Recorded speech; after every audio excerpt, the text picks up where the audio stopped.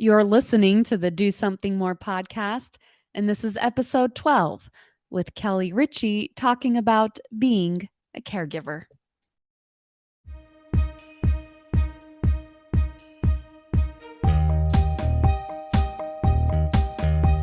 Welcome to the Do Something More podcast, a service-oriented show where we highlight the helpers who inspire us all to do something more. I'm your host, Melissa Draper. Thank you so much for being here.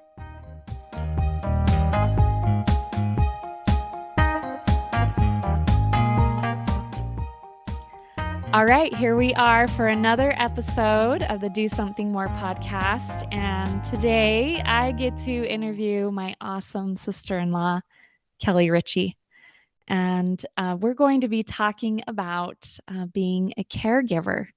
So I'm going to give her a minute to introduce herself in just a minute. But for those of you listening, wondering exactly what a caregiver is, I actually looked up some official definitions. And so here is something that, here's one I found that I thought summed it up pretty well, where it says a caregiver is an unpaid individual involved in assisting others with activities in daily living and or medical tasks. And many times that's a family member or someone who's related to a caregiver. So now that I've given that definition, I hope you can understand where this conversation is going to go today. And I'm sure many of you probably instantly thought of someone who you know is a caregiver, as many people are. As I was looking up statistics, more than 1 in 5 Americans are caregivers, many times again to family members. So that's what our conversation is about today. And I'm so excited to have Kelly here to join us. So Kelly, welcome to the show. Well, thanks for having me. Do you want to just start off by just giving us a little introduction of yourself? Sure. I grew up in Eastern Oregon. I was a tomboy from the get-go. I loved sports. I did every sport out there.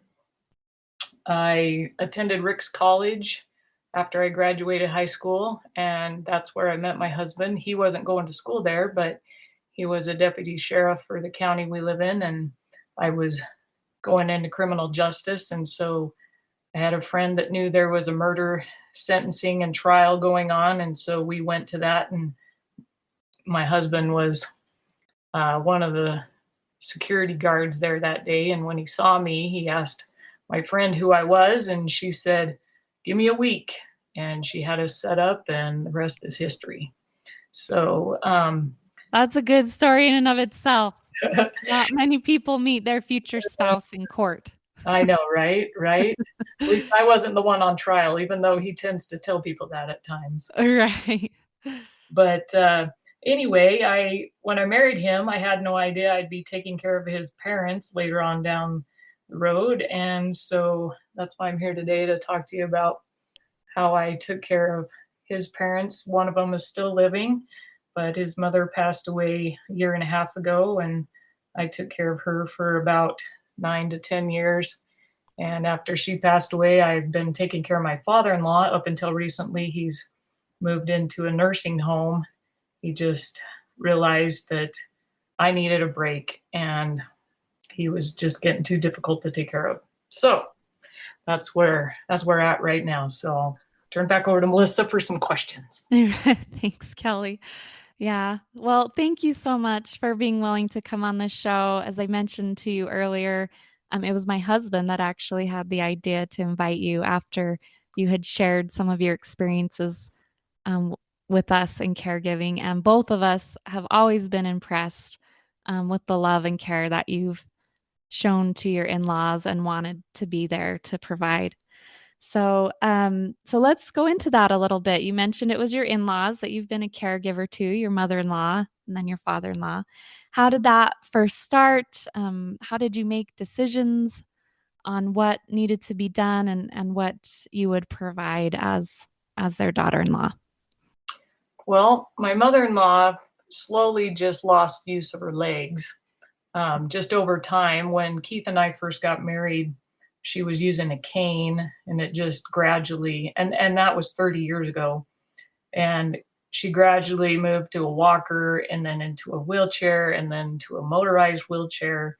And then in 2013, she had a third major back surgery, which pretty much made her unable to even help herself with her legs at all. Like before, she was able to still drive her car because she could get in the car and at least move her legs enough to drive.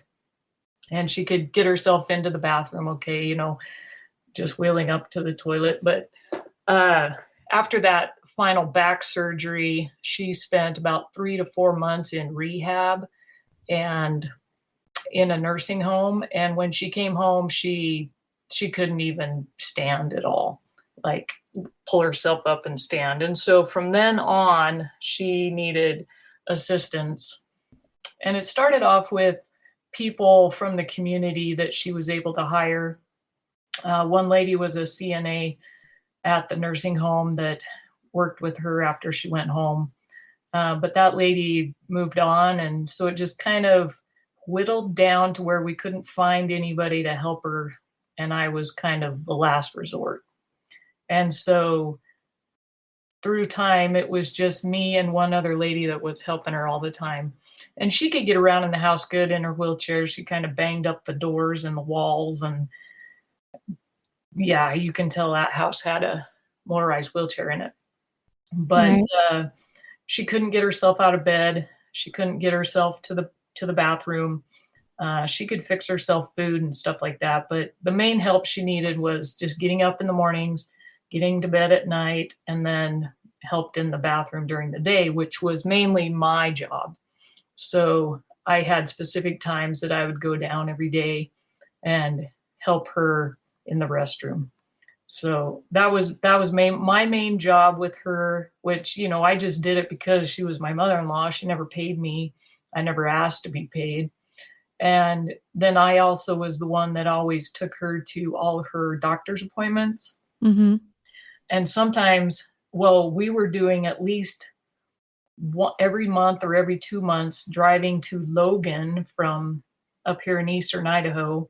We would drive to either Logan or Layton because there was a eye doctor down there. She had macular degeneration and she'd have to get the Eylea shots in her eyes. Oh, So I wow. was having to do that, which was a 3-hour drive to Logan, a 3-hour drive back, all in one day, which was really hard, especially when I'm running my own business at home. Right. And your family as Yeah, well. trying to take care of my kids and do their activities and. So anyway, that's kind of how I got hooked up to taking care of her. It just kind of naturally happened just because we live right next to them. Right. And I love there's so many things you shared there. Like you said, she was your mother-in-law. You loved and cared about her. And so you wanted to be there to help in those critical times. But I love the acknowledgement that you say there that I think any caregiver would say is that at times it's hard. It is not an easy job to do that, even though you love and care about that individual. So, how did you work through those times? I know when we talk about caregiving, it can apply in a lot of different family situations, but I would love to hear what is some of the advice you would give to anyone in that situation to for themselves to find ways to care for themselves or to work through those hard moments. Well, a lot of times I just had to get away, just knowing I had to go down there every day, which was good. I was glad that I got to go down there and spend that time with them every day, but I always dreaded the reason I had to go down there. And it was more of a mental challenge for me than a physical challenge. I Mm-hmm. I would find myself just, I don't want to go down there. I don't want to go down there. And but I would always do it and she'd always be nice and thank me and everything. But it was hard. It towards the end, she was having a lot of health issues, some pretty severe ones. And it made her very kind of demanding and Mm-hmm. stuff. And so it was hard to find myself not arguing with her or telling her, you need to do this because what do you want to do? Just give up, it was hard not to just snap back at her and stuff like that. Which is natural for anyone. Yeah. And Yeah. especially when you do it for so long, you just need to give yourself a break from time to time. There are people out there that are willing to help you. I'd have to basically go over and stay with my parents just to get away. But there was always someone that could fill in, that was willing to fill in. And with my father-in-law, he was a lot easier to take care of than my mother-in-law was because he was still mobile. Right. His main problem was he was diabetic, and so he has diabetic retinopathy and is fully blind. Mm, And so, but as far as caregiving between the two, I mean, I rolled right from one end to the other. mhm. He was a lot easier to take care of than she ever was. So, In like a physical sense too, probably. well, yeah, physical sense and mental, emotional sense. He Mhm. just, I don't know. He was. I mean, he still is, but he's up in the nursing home. So nice and just so thankful, and just always wondering, what he could do to make things easier for me and stuff like that. Right. So, but every Yeah. every situation's different. At least with mine, I was able to come home, and we have a lot of caregivers that are out there that actually live with the person that they're caregiving, Right. and those are the ones that really need the break from time to time. Right. Really need to schedule that time Right. to take a break and to recharge. Exactly. And I loved how you shared there's always people you can find that will give that assistance, Right. whether it's in a volunteer aspect or, as you mentioned earlier, finding someone to hire to assist in those moments as well. Yep. So, Yep. yeah, I love that. Well, I would also love to hear because we've heard some of your stories, and as you always shared them, I could always hear the love that you had for your in-laws as well, and for your family. And so, what are some of the biggest things that you've learned about yourself or your family as you've had that experience being a caregiver? Well, my biggest thing that I've told people is I have no regrets. At the time with my mother-in-law, it was hard, and but I have no regrets after she passed away. As far as, oh, I wish I would have visited her more. I wish I would have done this. I wish I would have done that. Because of me being down there every day, I had the opportunity to just spend time with her. And so I never had any regrets as far as wishing I would have done more because I was doing more all the time with her, Right, spending a lot of time with her. And there was a lot of good times, even though it was difficult and it took a toll on me emotionally at times, but I wouldn't change it. I wouldn't change it. yeah, and not just the time, but I think you really get to know someone when you serve them in that way. Yeah. You really get to form a relationship that's unique in Yeah. itself. You definitely learn to love them. And I remember my mother-in-law always, okay, she preferred me helping her over anybody else because, and I don't know if it was just because she was my mother-in-law. I don't know if I would have done this with just, anybody, but Right. I always looked for something that I could tell that might make her uncomfortable, so I would fix it. Do you know what I mean? Because she was in a Mhm. wheelchair all the time. And so I would always make small adjustments to, like, oh, your pants are hiked way up. Let me pull them down, or let me adjust this so you don't have wrinkles behind your head, or whatever. Right. She always would point out that I always went kind of the extra mile to notice small things like that to just kind of make her life a little easier, in her situation. R And so, I think that comes from learning to love them because they don't want to be in that situation, and Right. they don't want you to have to take care of them. They really don't like they want to be independent. And so just anything to kind of ease their burden means a lot to them. And I always looked for those small things that I could just kind of help her have an easier day, you know. Right. As you shared that, I thought that you maybe still saw her as her own person, because Right. any woman, even though she's in a wheelchair or has medical needs, cares about how she looks, right? Yeah, And definitely my mother-in-law. yeah, and so Always you had her saw her as a person still, even despite those challenges she had. She always had her lipstick on, and if she didn't have her wig on, she was mortified that you saw her without her wig on. But I tell you, she was the cutest little old lady you ever saw in your life. I mean, she died when she was, I think, 86.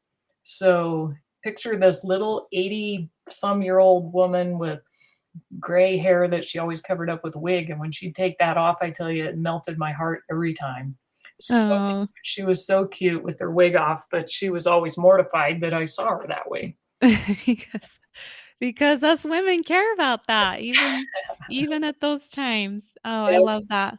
yep. Are there any other specific stories or experiences that you thought you maybe wanted to share that could just give someone else out there that's a caregiver some perspective or encouragement?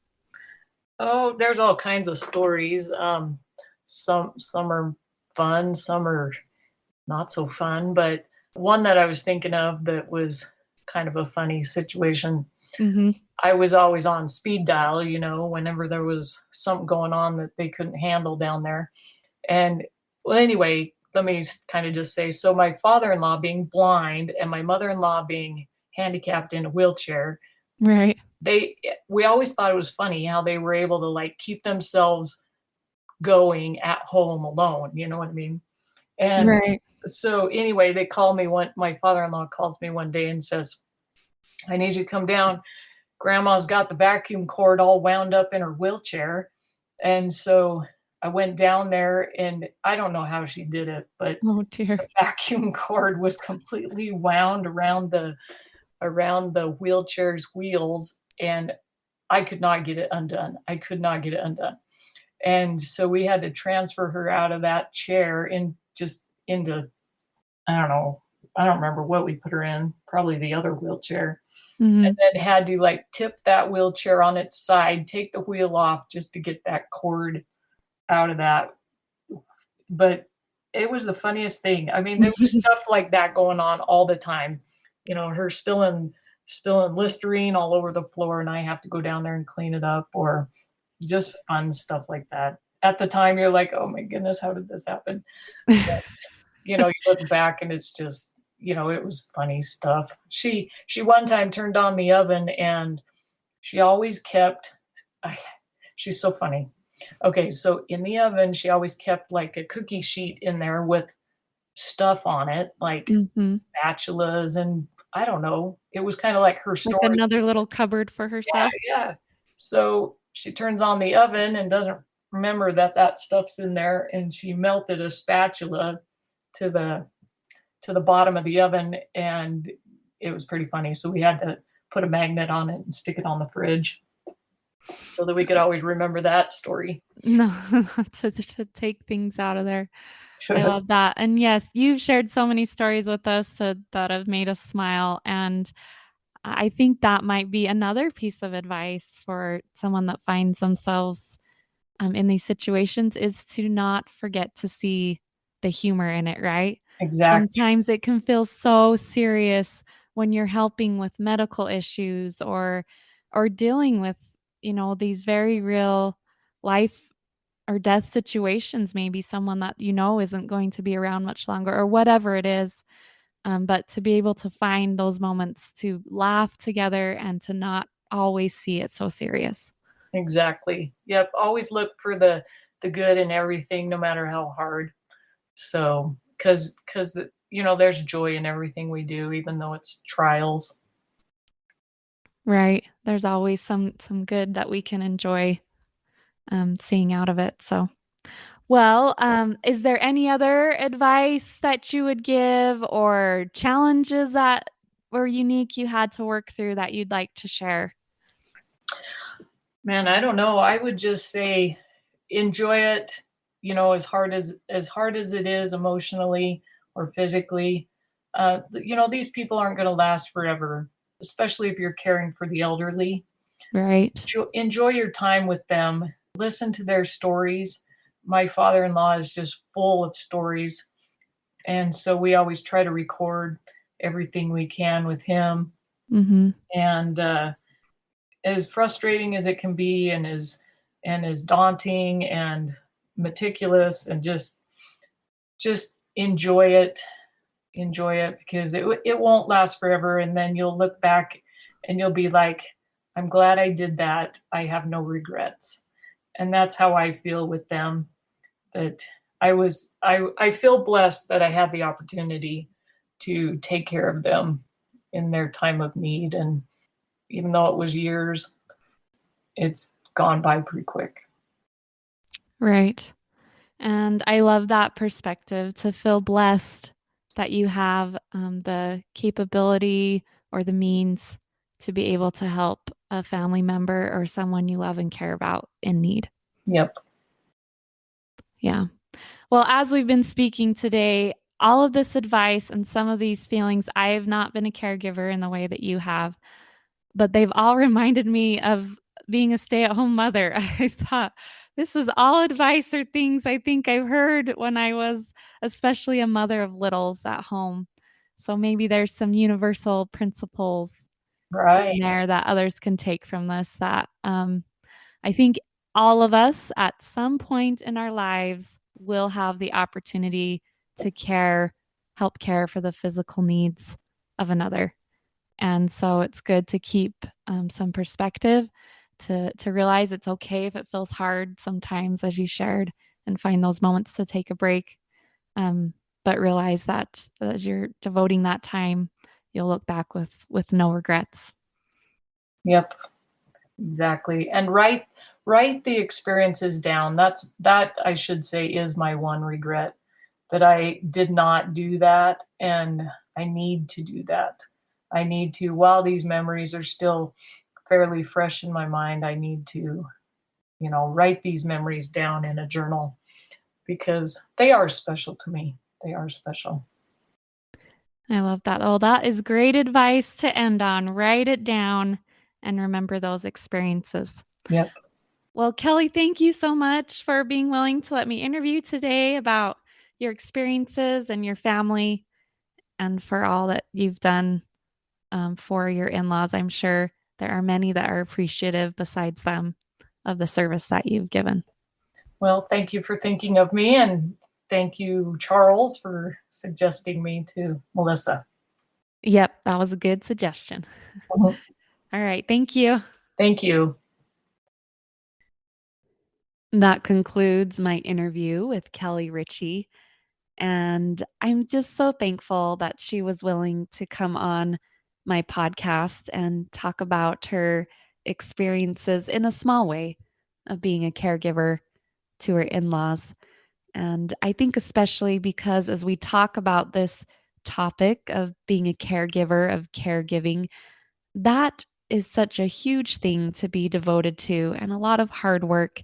And I know it can come with a wide range of emotions as someone goes through that experience of caregiving for someone they care about or family member or loved one. And so I just love how open and honest Kelly was in that interview of sharing those real life experiences and the wide range of experiences that you might have as you care for someone. And I love that about her. She's my sister-in-law, and that's one of the things I love about her is how willing and open and honest she is of sharing some of those feelings and experiences. So I'm grateful for her. And I also wanted to mention that since we recorded this episode, her father-in-law did pass away. And so that kind of concludes for her a time in her life that she was able to care for both her mother and father-in-law. And I know, as I mentioned at the end of the podcast, I know there's many others besides them that are thankful for that good service that she gave. And I also love that reminder that she gave, that she has no regrets about what she's been able to do and serve in that way. And I hope all of you listening were able to hear some good advice. I think there was good advice in there that was universal, that could be applied for a lot of different situations and ways as we all try to serve our family members and our loved ones and those in our circles. So grateful for that interview. And I just want to conclude, if you have been enjoying this podcast, I would love to have you do one of two things. First of all, if you've enjoyed these episodes, if they've brought some enrichment to your life listening to them, to go ahead and leave a review on Apple Podcasts or wherever you're listening. I would love to have you leave a review if you've found some benefit in the episodes that you've been listening to on this podcast. Or number two, if you've listened to an episode and there's someone you know you've thought of that could benefit or would love listening to someone else talk about that topic, please share it with them. Share it, the episode, and let them know, hey, I think you would enjoy listening to this. So those are the two things I would love to have you do if you've been enjoying the Do Something More podcast so far. Leave a review or share an episode with a friend or family member. So thank you so much for being here. I'll see you next time.